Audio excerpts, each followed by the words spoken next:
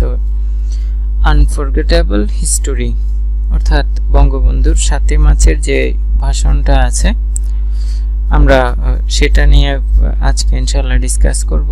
মূলত এই প্যাসেজটা থেকে যেটা আসে সেটা হচ্ছে তেমন একটা কিছু আসে না, তবে যেমন ধরেন উইথ ক্লুজ, উইথাউট ক্লুজ, এই ধরনের কিছু নিয়ম কানুন, এই ধরনের আইটেমগুলো এখান থেকে আসতে পারে।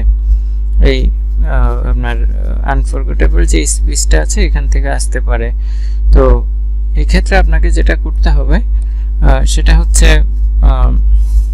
আনফরগেটেবল হিস্টোরি যেটা আছে এখান থেকে একটা প্যারাগ্রাফ প্রিপেয়ার করতে হবে। আমি ইনশাআল্লাহ ক্লাসের পরে, অর্থাৎ ক্লাস যখন শেষের দিকে যাবে তখন আমি প্যারাগ্রাফ রেডি করে দিব যে কোন প্যারাগ্রাফটা আসে। আনফরগেটেবল হিস্টোরি অর্থাৎ 7 মার্চের ভাষণে যে প্যারাগ্রাফটা আসে সেটা ইনশাআল্লাহ রেডি করে দিব। তো এই প্যারাগ্রাফটা মূলত আমাদের টার্গেট থাকবে আমরা যেন ওই প্যারাগ্রাফটা লিখতে পারি, অথবা আমাদের ধরেন যে বইটা আছে 6 নাম্বার পেজে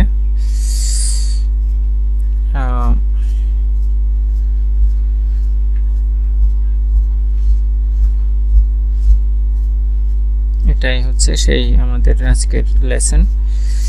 এখানের আপনার যে লেসনটা আছে এখানে দেখেন আপনারা 4টা প্রশ্ন আছে। What do you know about Bangabandhu Sheikh Mujibur Rahman? আপনি বঙ্গবন্ধু শেখ মুজিবুর রহমান সম্পর্কে কি জানেন? Where is he giving the speech? কোথায় সে বক্তব্যটা দিচ্ছে? What is the time? অর্থাৎ সময়টা বা ডেটা কখন ছিল? What is the significance of the speech? এই স্পিচের সিগনিফিক্যান্স বা তাৎপর্য কি? Have you ever heard the speech? আপনি কি কখনো এই বক্তব্যটা শুনেছেন? হোয়ার, কোথায় শুনেছেন? তো এখান থেকে এই যে লেখা আছে, যেমন ধরেন এখান থেকে শুরু করে আপনাকে মোটামুটি বিশাল অনেক লম্বা একটা প্যাসেজ, প্রায় 100-150 মতো লাইন হবে, এতটুকু পর্যন্ত 126তম লাইন পর্যন্ত ভালো করে পড়ে ফেলতে হবে। তো মূলত এখান থেকে আমরা নিজেদেরকে প্রিপেয়ার করব কি জন্য? আমি আবার বলছি, এখান থেকে কোনো এমসিকিউ আসবে না, অ্যান্সার কোয়েশ্চেন আসবে না, তবে এখান থেকে যেটা আসে বিশাল প্রায় 150 লাইনের যে প্যাসেজটা থেকে যেটা আসে সেটা হচ্ছে আপনার আসবে কি বলে এমসিকিউ অথবা অ্যান্সার কোয়েশ্চেনটা আসবে না, ওই যে উইথ ক্লুজ উইথাউট ক্লুজ আসবে, আর একটা আসার সম্ভাবনা আছে সেটা হচ্ছে প্যারাগ্রাফ আসার সম্ভাবনা বেশি। উইথ ক্লুজ উইথাউট ক্লুজ থেকে প্যারাগ্রাফ আসার সম্ভাবনা বেশি, সে কারণে আমি ইনশাআল্লাহ একটা প্যারাগ্রাফ আপনাদেরকে প্রিপেয়ার করে দিব। এই যে আনফরগেটেবল স্টোরির উপর একটা প্যারাগ্রাফ আমি প্রিপেয়ার করে দিব। তো এই প্যাসেজটার মূল যে কথা আমি চেষ্টা করব ওই মূল কথাটা আপনাকে ধারণা দেওয়ার জন্য, পুরোটা পড়ার দরকার নাই, তবে আমি যেই ক্লিপগুলো আপনাদেরকে শোনাবো আপনারা একটু মনোযোগ দিয়ে এই ক্লিপগুলো শোনার চেষ্টা করবেন, তাহলে ইনশাআল্লাহ পুরোটা আপনার কাছে ধারণা চলে আসবে। এরপরে যে প্যারাগ্রাফটা দিব ওই প্যারাগ্রাফটা পড়ে নিলে ইনশাআল্লাহ আপনার প্রিপারেশন হয়ে যাবে। তো এখানে দেখেন প্রথমে যে লেখাটা লিখেছে মাই ব্রাদার্স, ওই যে স্পিচটা ছিল, ভাইরা আমার, আজকে দুঃখ ভরাক্রান্ত মন নিয়ে আপনাদের সামনে হাজির হয়েছে। I stand before you today with heart overflowing with grief. দুঃখ, গ্রিফ মানে দুঃখ, ওভারফ্লোয়িং অর্থাৎ যেটা ওভারফ্লো, দুঃখ ভরাক্রান্ত অতিরিক্ত দুঃখ নিয়ে আজকে আপনাদের সামনে কি হয়েছে, হাজির হয়েছে। তো এটার একটা যদি আমি আপনাদেরকে আরেকটু ডিটেলস যদি বলি, একটা ক্লিপে আপনারা শুনতে পারবেন, খুব চমৎকার করে ইনফরমেশন গুলো দেওয়া আছে, একটু লক্ষ্য করলে আপনারা বুঝতে পারবেন।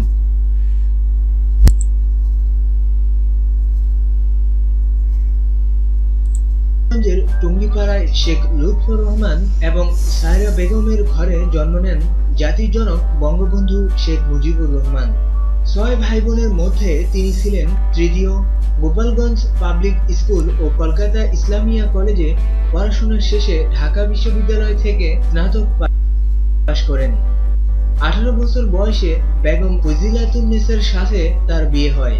তাদের 2 মেয়ে শেখ হাসিনা ও শেখ রেহানা এবং 3 ছেলে। তাদের 2 মেয়ে শেখ হাসিনা ও শেখ রেহানা এবং 3 ছেলে শেখ কামাল, শেখ জামাল ও শেখ রাসেল। অল্প বয়স থেকেই তার রাজনৈতিক প্রতিভার প্রকাশ ঘটতে থাকে।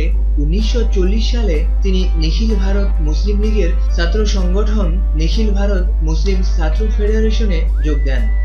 কট্টরপন্থী এই সংগঠন ছেড়ে 1943 সালে যোগ দেন উদারপন্থী ও প্রগতিশীল সংগঠন বেঙ্গল মুসলিম লীগে। এখানেই সান্নিধ্যে আসেন হুসেইন শহীদ সোহরাওয়ার্দীর। ঢাকা বিশ্ববিদ্যালয়ে থাকাকালীন সময়ে রক্ষণশীল কট্টরপন্থী নিখিল ভারত মুসলিম ছাত্র ফেডারেশনের কর্তৃত্ব খর্ব করতে তিনি প্রতিষ্ঠা করেন পূর্ব পাকিস্তান মুসলিম ছাত্র লীগ। ভাষা আন্দোলনের সময় রাজনৈতিক নেতা হিসেবে অত্যন্ত গুরুত্বপূর্ণ ভূমিকা পালন করেন শেখ মুজিবুর রহমান। 1948 সালে ভাষার প্রশ্নে তার নেতৃত্বেই প্রথম প্রতিবাদ এবং ছাত্র ধর্মঘট শুরু হয়, যা চূড়ান্ত রূপ নেয় 1952 সালের 21শে ফেব্রুয়ারিতে। 50-এর দশক তার রাজনৈতিক উত্থানের কাল। ধীরে ধীরে তিনি হয়ে ওঠেন দূরদর্শিতা এবং প্রজ্ঞাসম্পন্ন একজন রাজনৈতিক নেতা। এ সময় শেখ মুজিব মুসলিম লীগ ছেড়ে দেন এবং হুসেন সোহরাওয়ার্দী এবং মওলানা ভাসানীর সাথে মিলে গঠন করেন আওয়ামী মুসলিম লীগ। তিনি দলের প্রথম যুগ্ম সাধারণ সম্পাদক নির্বাচিত হন। 1953 সালে তিনি দলের সাধারণ সম্পাদকের দায়িত্ব পান। 1954 সালের সাধারণ নির্বাচনে জয়ী হয়ে যুক্তফ্রন্ট সরকারের কৃষি মন্ত্রী হন মুজিব। 1956 সালে কোয়ালিশন সরকারের মন্ত্রিসভায় শিল্প ও বাণিজ্য মন্ত্রণালয়ের দায়িত্ব পান তিনি। 1963 সালে হুসেন সোহরাওয়ার্দীর মৃত্যুর পর আওয়ামী মুসলিম লীগের সভাপতি নির্বাচিত হন শেখ মুজিব। তিনি ছিলেন আইয়ুব খানের মৌলিক গণতন্ত্র তত্ত্বের কট্টর সমালোচক। 1966 সালে লাহোরে অনুষ্ঠিত বিরোধী দলগুলোর জাতীয় সম্মেলনে শেখ মুজিব ঐতিহাসিক 6 দফা দাবি উত্থাপন করেন। এই 6 দফা ছিল পূর্ব পাকিস্তানের স্বায়ত্তশাসনের রূপরেখা। মুজিবের 6 দফার প্রতি জনগণের ব্যাপক সমর্থনে ভীত হয়ে তৎকালীন পাকিস্তানি শাসক গোষ্ঠী আগরতলা ষড়যন্ত্র মামলায় গ্রেপ্তার করেন শেখ মুজিবুর রহমানকে। এতে ক্ষুব্ধ হয়ে ওঠে বাংলার সমস্ত জনগণ। জনরোষের কাছে নতি স্বীকার করে এক পর্যায়ে তাকে মুক্তি দিতে বাধ্য হয় শাসক গোষ্ঠী। 1969 সালে 23 ফেব্রুয়ারি ঢাকার রেসকোর্স ময়দানে কেন্দ্রীয় ছাত্র সংগ্রাম পরিষদের উদ্যোগে শেখ মুজিবুর রহমানকে গণসম্বর্ধনা দেওয়া হয়। সেখানেই উত্থাপিত হয় 11 দফা দাবি, যার মধ্যে 6 দফার সবগুলোই অন্তর্ভুক্ত ছিল। লাখো মানুষের এই জমায়েতে শেখ মুজিবুর রহমানকে বঙ্গবন্ধু উপাধিতে ভূষিত করা হয়। 1969 সালের 5 ডিসেম্বর আয়োজিত এক জনসভায় বঙ্গবন্ধু শেখ মুজিব পূর্ব বাংলার নামকরণ করেন বাংলাদেশ। তিনি বলেন, এক সময় এদেশের বুক হইতে মানচিত্রের পৃষ্ঠা হইতে বাংলা কথাটির সর্বশেষ চিহ্নটুকু চিরতরে মুছিয়া ফেলার চেষ্টা করা হইয়াছে। একমাত্র বঙ্গোপসাগর ছাড়া আর কোনো কিছুর নামের সঙ্গে বাংলা কথাটির অস্তিত্ব খুঁজিয়া পাওয়া যায় নাই। জনগণের পক্ষ হইতে আমি ঘোষণা করিতেছি, আজ হইতে পাকিস্তানের পূর্বাঞ্চলীয় প্রদেশটির নাম পূর্ব পাকিস্তানের পরিবর্তে শুধুমাত্র বাংলাদেশ। 1970 সালের 7 ডিসেম্বর সাধারণ নির্বাচনে শেখ মুজিবরের নেতৃত্বে আওয়ামী লীগ প্রাদেশিক আইনসভায় নিরঙ্কুশ সংখ্যাগরিষ্ঠতা অর্জন করে। আওয়ামী লীগ তৎকালীন পূর্ব পাকিস্তানের জাতীয় পরিষদের 169টি আসনের মধ্যে 167টি আসন এবং প্রাদেশিক পরিষদের 310টি আসনের মধ্যে 305টি আসন লাভ করে। কিন্তু পশ্চিম পাকিস্তানের শাসক গোষ্ঠী মুজিবের স্বায়ত্তশাসনের নীতির পুরোপুরি বিপক্ষে ছিল। আওয়ামী লীগের সরকার গঠন ঠেকাতে প্রেসিডেন্ট ইয়াহিয়া খান সংসদের অধিবেশন ডাকা নিয়ে টালবাহানা শুরু করেন। শেখ মুজিব তখনই বুঝে যান যে পশ্চিম পাকিস্তানি শাসকদের দুঃশাসনের অবসান ঘটাতে লড়াইয়ের কোনো বিকল্প নেই। 1971 সালের 7ই মার্চ রেসকোর্স ময়দানে এক ঐতিহাসিক ভাষণে বঙ্গবন্ধু শেখ মুজিবুর রহমান স্বাধীনতার ডাক দেন।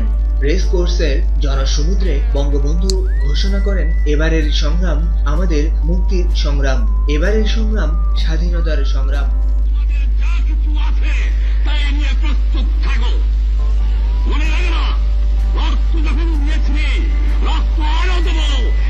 মানুষকে মুক্ত করে ছাড়বো ইনশাআল্লাহ। এবারে সংগ্রাম আমাদের মুক্তির সংগ্রাম।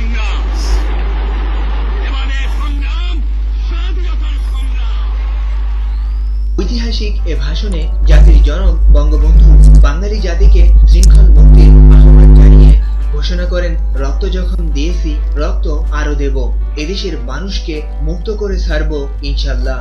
প্রত্যেক ঘরে ঘরে দুর্গ গড়ে তুলো, যার যা কিছু আছে তা নিয়েই শত্রুর মোকাবেলা করতে হবে। আর যদি আমার লোকের বা হত্যা করা হয়, তোমাদের কোন কাছে আমার অনুরোধ রইল, প্রত্যেক ঘরে ঘরে দুর্গ গড়ে তোলো। তোমাদের যা কিছু আছে তাই নিয়ে শত্রুর মোকাবেলা করতে হবে। বঙ্গবন্ধুর ডাকে উত্তাল হয়ে ওঠে সারা বাংলা। মুজিবের নেতৃত্বে বাঙালি জাতির এই জাগরণে ধৃত ইয়াহিয়া খান সামরিক আইন জারি করেন। বাঙালি জাতির এই জাগরণে ধৃত ইয়াহিয়া খান সামরিক আইন জারি করেন, নিষিদ্ধ করেন আওয়ামী লীগকে এবং শেখ মুজিবকে গ্রেপ্তারের নির্দেশ দেন। এরপর আসে 25শে মার্চ 1971। রাতের অন্ধকারে নিরীহ নিরস্ত্র বাঙালির উপর শকুনের মতো ঝাঁপিয়ে পড়ে পাকিস্তানি সেনারা। শুরু করে অপারেশন সার্চলাইট নামে ইতিহাসের জঘন্যতম হত্যাকাণ্ড। অতঃপর বৃদ্ধ থেকে কোলের শিশু কেউ রক্ষা পায় না পাক হানাদার বাহিনীর নারকীয়তা থেকে। মুজিবকে গ্রেপ্তার করে নিয়ে যাওয়া হয় পশ্চিম পাকিস্তানে। অবশ্য তার আগেই পাক বাহিনীর অভিযান শুরু হলে 26শে মার্চ প্রথম প্রহরে শেখ মুজিবুর রহমান বাংলাদেশের স্বাধীনতার ঘোষণা দেন এবং জনগণকে সর্বাত্মক আন্দোলনে সামিল হতে আহ্বান জানান। 1971 সালের 17 এপ্রিল গণপ্রজাতন্ত্রী বাংলাদেশের প্রথম সরকার গঠিত হয় এবং শেখ মুজিবকে রাষ্ট্রপতি করা হয়। তার অনুপস্থিতিতে অস্থায়ী রাষ্ট্রপতির দায়িত্ব পালন করেন সৈয়দ নজরুল ইসলাম। এই সরকারের অধীনেই গঠিত হয় মুক্তিবাহিনী এবং শুরু হয় পাক সেনাদের প্রতিহত করার পালা। দীর্ঘ 9 মাসের রক্তক্ষয়ী লড়াইয়ের পর 30 লক্ষ বাঙালির প্রাণের বিনিময়ে অবশেষে আসে বিজয়। 16 ডিসেম্বর সেই সোহরাওয়ার্দী উদ্যান, যেখান থেকে স্বাধীনতার সংগ্রামের ডাক দিয়েছিলেন বঙ্গবন্ধু, সেখানেই বাংলাদেশ ভারত মিত্রবাহিনীর কাছে আত্মসমর্পণ করেন পাকিস্তানি সেনাবাহিনী। পৃথিবীর মানচিত্রে জন্ম নেয় বাংলাদেশ নামের নতুন একটি দেশ।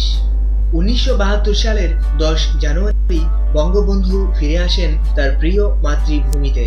তার স্বপ্নের স্বাধীন দেশ, স্বাধীনতার স্বপ্নদ্রষ্টা জাতির জনককে বরণ করতে লাখো মানুষের ঢল নামে বিমানবন্দরে। দেশে ফিরে যুদ্ধ বিধ্বস্ত দেশ পুনর্গঠনে ঝাঁপিয়ে পড়েন বঙ্গবন্ধু। মানবিক বিপর্যয় মোকাবেলায় আন্তর্জাতিক সাহায্যের আবেদন জানান বঙ্গবন্ধু এবং খুব অল্প সময়ের মধ্যেই সাহায্য আসতে শুরু করে। শুরু হয় বাংলাদেশ পুনর্গঠনের এক নতুন যুদ্ধ। এরই মধ্যে সক্রিয় হয়ে ওঠে স্বাধীনতা বিরোধী একটি চক্র। মুক্তিযুদ্ধের বিরোধিতাকারী দেশীয় ও আন্তর্জাতিক চক্রের প্রত্যক্ষ ইন্ধনে রাজনৈতিক অস্থিতিশীলতা সৃষ্টি করতে উঠে পড়ে লাগে এই চক্রটি।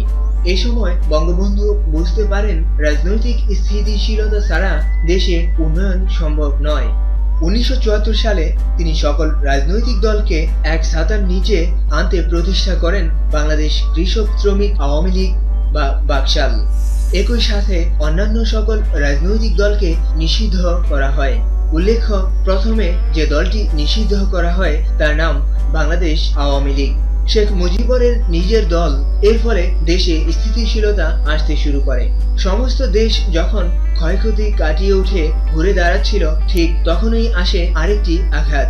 1975 সালের 15ই আগস্ট মধ্যরাতে একদল বিপথগামী সেনা কর্মকর্তা হত্যা করে শেখ মুজিব এবং তার পরিবারের সদস্যদের।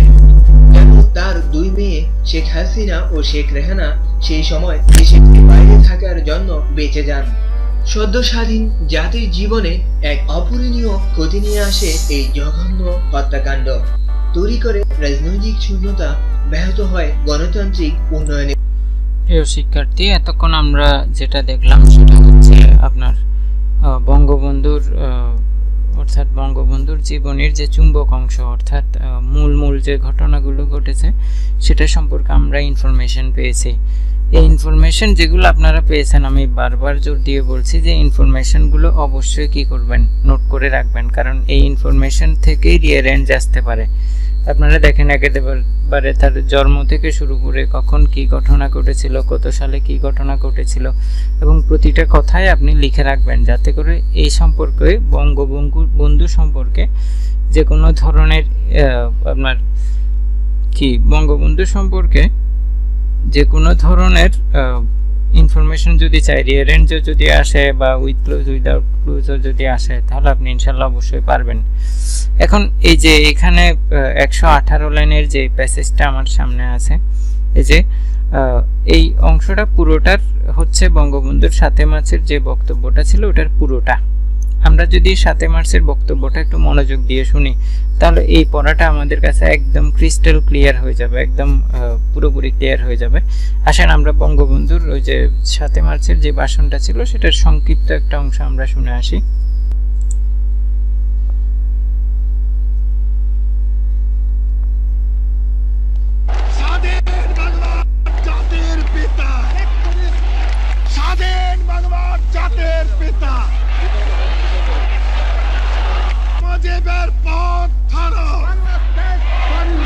মুজিব ভাই এসে গেছেন, তাকে আপনারা স্লোগান দিয়ে অভিবাদন দেন। শেখ মুজিবের পথ ধরো, বাংলাদেশ স্বাধীন করো। মুজিব ভাইয়ের পথ ধরো, বাংলাদেশ স্বাধীন করো। পাশের মাঠে তৈরি করো, বাংলাদেশ স্বাধীন করো। বীর বাঙালি অস্ত্র ধরো, বাংলাদেশ স্বাধীন করো। আপনারা জোরে স্লোগান ধরেন, আমার দেশ তোমার দেশ, বাংলাদেশ বাংলাদেশ। আমার দেশ তোমার দেশ, বাংলাদেশ বাংলাদেশ। স্বাধীন করো, স্বাধীন করো, বাংলাদেশ স্বাধীন করো।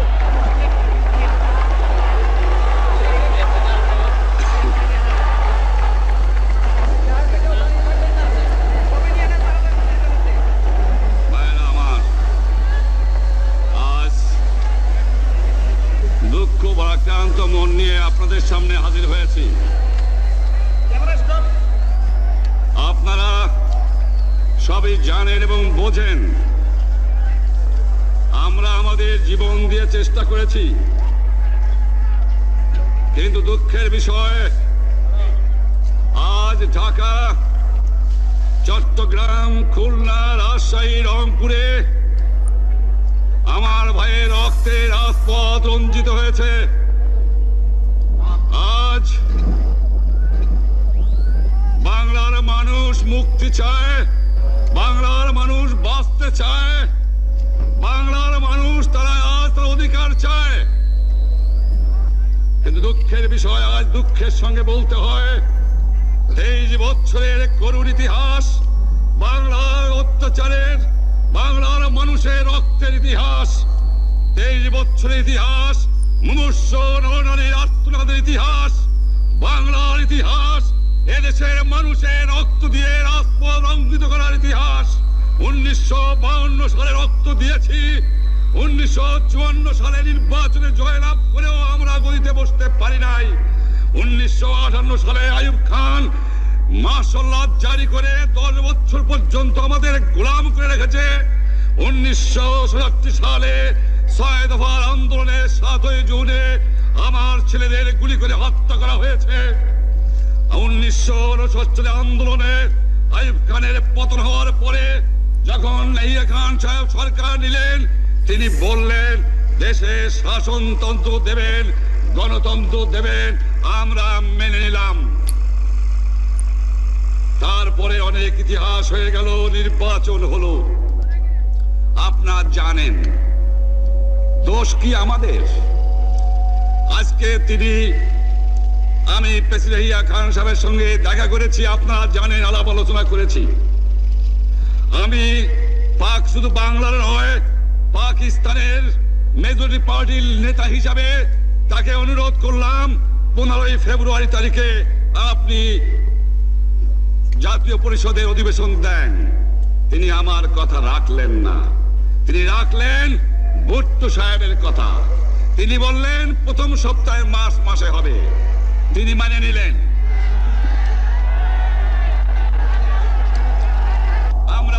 ঠিক আছে, আমরা অ্যাসেম্বলিতে বসবো, আমরা আলোচনা করব।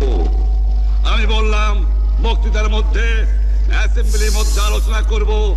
এমনকি আমি এ পর্যন্ত বললাম, যদি কেউ ন্যায্য কথা বলে, আমরা সংখ্যায় বেশি হলেও একজন যদিও সে হয়, তার ন্যায্য কথা আমরা মেনে নেব। আসুন বসি, আমরা আলাপ করে শাসনতন্ত্র তৈরি করি।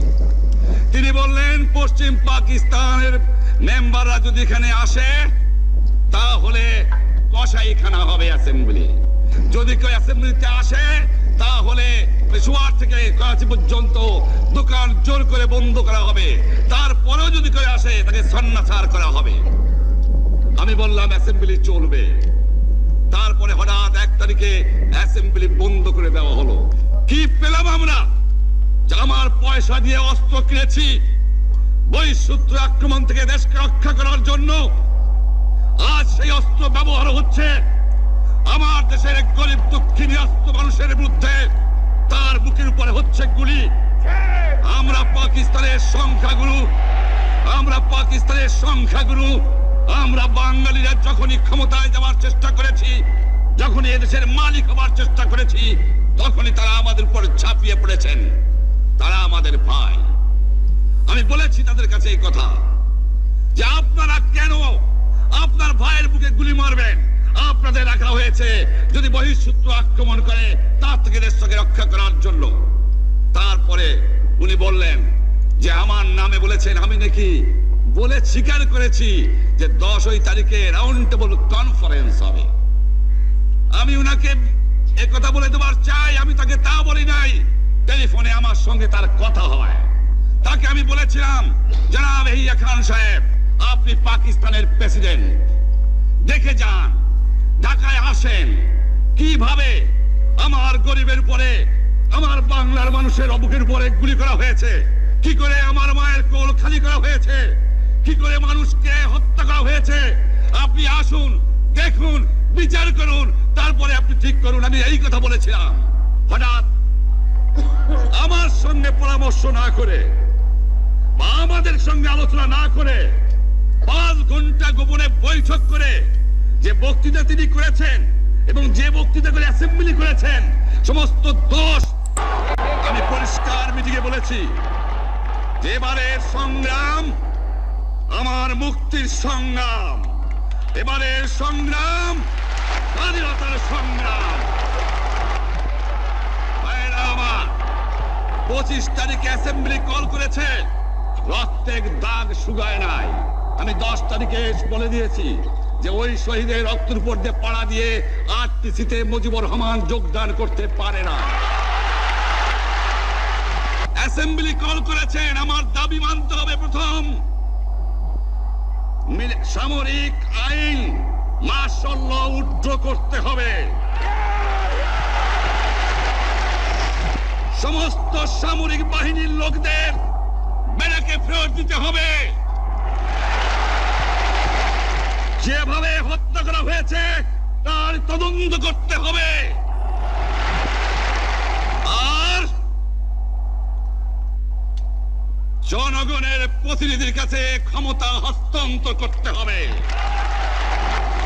তারপরে বিবেচনা করে দেখব আমরা অ্যাসেম্বলিতে বসতে পারবো কি পারবো না। এর পূর্বে অ্যাসেম্বলিতে বসার, আমরা অ্যাসেম্বলিতে বসতে আমরা পারি না। জনগণ সে অধিকার আমাকে দেয় নাই। ভাইয়েরা আমার, তোমরা আমার উপর বিশ্বাস আছে? আমি প্রধানমন্ত্রিত্ব চাই না, আমরা দেশের মানুষের অধিকার চাই। আর যদি একটা গুলি চলে, আর যদি আমার লোকের উপর হত্যা করা হয়, তোমাদের উপর কাছে আমার অনুরোধ রইল, প্রত্যেক ঘরে ঘরে দুর্গ গড়ে তোলো। তোমাদের যা কিছু আছে তাই নিয়ে শত্রুর মোকাবেলা করতে হবে এবং জীবনের তরে রাস্তাঘাট যা যা আছে সবকিছু আমি যদি হুকুম দেবার নাও পারি, তোমরা বন্ধ করে দেবে। তোমরা আমার ভাই, তোমরা বাড়াকে থাকো, কেউ তোমাদের কিছু বলবে না, কিন্তু আর আমার বুকের উপর গুলি চালাবার চেষ্টা করো না, ভালো হবে না। 7 কোটি মানুষকে দাবা রাখতে পারবো না। আমরা যখন মরতে শিখেছি তখন কেউ আমাদের দবাতে পারবে না। যে পর্যন্ত আমার এই দেশের মুক্তি না হবে, খাজনা ট্যাক্স বন্ধ করে দেওয়া হলো, কেউ দেবে না। তবে অনুরোধ করছি, আপনারা আমাদের ভাই, আপনারা দেশকে একেবারে জাহান্নামে ধ্বংস করে দিয়েন না। জীবনে আর কোনোদিন আপনাদের মুখ দেখা দেখি হবে না। যদিও আমরা শান্তিপূর্ণভাবে আমাদের ফয়সালা করতে পারি, তাহলে অন্তপক্ষে ভাই ভাই হিসেবে বাস করার সম্ভাবনা আছে। সেই জন্য আপনাদের অনুরোধ করছি, আমার এই দেশে আপনারা মিলিটারি শাসন চালাবার চেষ্টা আর করবেন না।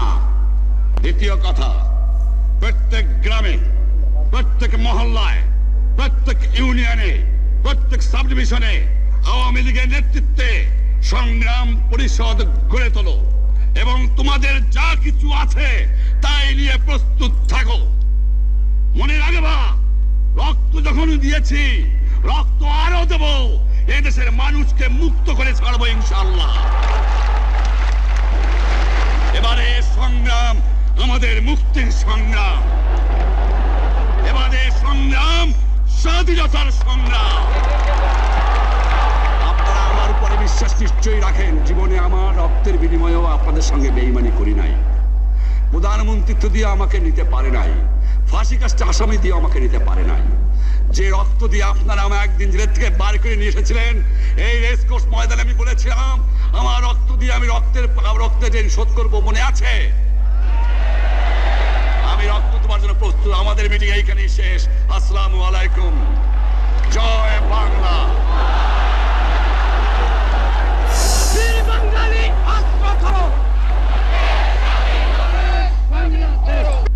প্রিয় শিক্ষার্থী, আমি আসলে বিমুগ্ধ হয়ে শুনছিলাম এই বক্তব্য। যতবার শুনি মোটামুটি অনেক কিছু আসলে শিক্ষণীয় আছে। 52 সালের ঘটনা শুনলাম, 54 সালের ঘটনা শুনলাম, 64 সালের ঘটনা শুনলাম। এমনকি আমরা অনেক বেশি আসনে জয়ী হয়ে আমরা ক্ষমতায় যেতে পারিনি। অনেক ধরনের অভিযোগ বঙ্গবন্ধু তুলে ধরলেন, কিন্তু প্রত্যেকটা অভিযোগের পিছনে সুনির্দিষ্ট কারণ ছিল।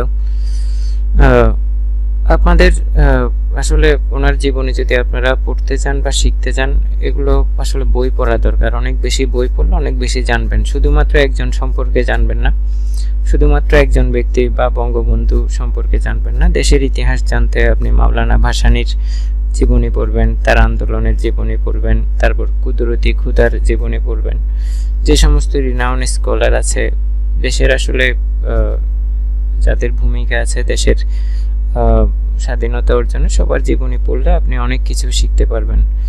তো মূলত এই যে প্যাসেজটা আপনারা দেখতে পাচ্ছেন, এই প্যাসেজের বাংলা অনুবাদটা আপনারা শুনলেন।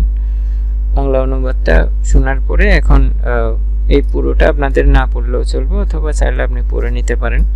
পরবর্তী ক্লাসে আমি যেটা করব, যে প্যারাগ্রাফটা আসে এবং চেষ্টা করব রিঅ্যারেঞ্জ আসে, ওই রিঅ্যারেঞ্জও একসাথে এক্সারসাইজ করানোর জন্য, যাতে করে আপনাদের পুরোপুরি একটা ধারণা নিজেদের মধ্যে গ্রো করে। তো আপনাদের যে কাজটা হবে সেটা হচ্ছে, ধরেন আপনাদের আজকে যে ইনফরমেশনগুলো দিলাম এগুলো বারবার পড়ে নিজেদের মধ্যে আত্মস্থ করে নেবেন। কারণ এই ইনফরমেশনগুলো শুধুমাত্র আপনাদের এখানে পরীক্ষা আসবে তা না, আপনাদের ইউনিভার্সিটি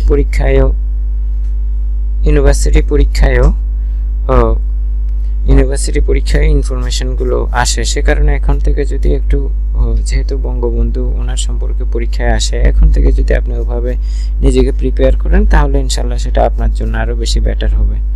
তো ধন্যবাদ সবাইকে, ভালো থাকবেন।